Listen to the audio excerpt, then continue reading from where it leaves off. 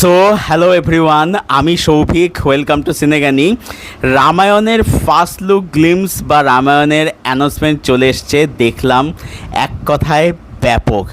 আমি এই সিনেমাটা দুটো পার্ট, ফার্স্ট পার্ট আসছে 2026 দিওয়ালিতে, সেকেন্ড পার্ট 2027 দিওয়ালিতে। দুটো পার্টে আমি আইম্যাক্সে দেখব এবং যত টাকা টিকিটের দাম হয় আমি তত টাকাই সিনেমার পেছনে, দুটো সিনেমার পেছনে খরচা আমি করবো। আমার এতটাই দারুণ লেগেছে।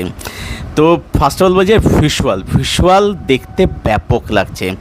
মানে এই সিনেমাটা মানে বুঝতে পারছি যে আইম্যাক্সে দেখতে মানে কীরকম এক্সট্রা আমাদের প্রোভাইড করবে। ডাবল নেগেটিভ কোম্পানি যারা 8বার অস্কার পেয়েছে, তারা এটার ভিএফএক্স ভিজুয়ালে কাজ করেছে এবং ঠিক 2 মিনিট 25 সেকেন্ড আমরা রণবীর কাপুরের একটা ঝলক দেখতে পাচ্ছি শ্রীরাম হিসাবে। দারুণ লাগছে, ইয়াশকে দারুণ লাগছে। জাস্ট চোখটা দেখলাম, তার ভিত্তিতেই বলছি, ওই চোখের কাজই দারুণ। তো ইয়াশকে দেখে বোঝা যাচ্ছে যে রাবণকে এখানে একদম ডার্ক অ্যাপ্রোচে প্রেজেন্ট করা হবে। কাস্টিং ব্যাপক, Ranbir Kapoor Ram, Sai Pallavi Sita, Sunny Deol Hanuman, rocket star Ravana, casting ব্যাপক।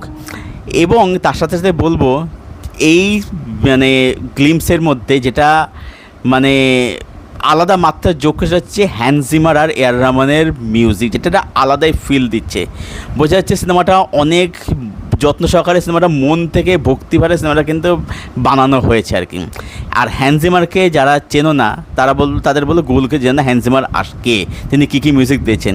তো হ্যান্স জিমার তো একজন লেজেন্ডারি মানে মিউজিক ডিরেক্টর, তিনি এই প্রজেক্টে যুক্ত হচ্ছেন, তিনি এআর রহমান কোলাব করছেন। এটাই কিন্তু মানে একটা আলাদা মাত্রা যোগ করছে।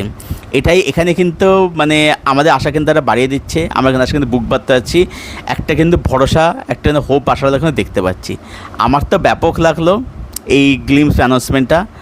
আর তোমাদের কেমন লাগলো? আমি জানি তোমাদের সবারই ব্যাপকই লেগেছে, তবুও জানতে তোমাদের ওপিনিয়ন, তোমাদের কেমন কী লেগেছে কমেন্টে শেয়ার করে জানাও, তোমাদের থট শেয়ার করে জানাও। আর অফকোর্স সিনেগানি নিউজে সাবস্ক্রাইব করে দাও। Thank you so much, bye by.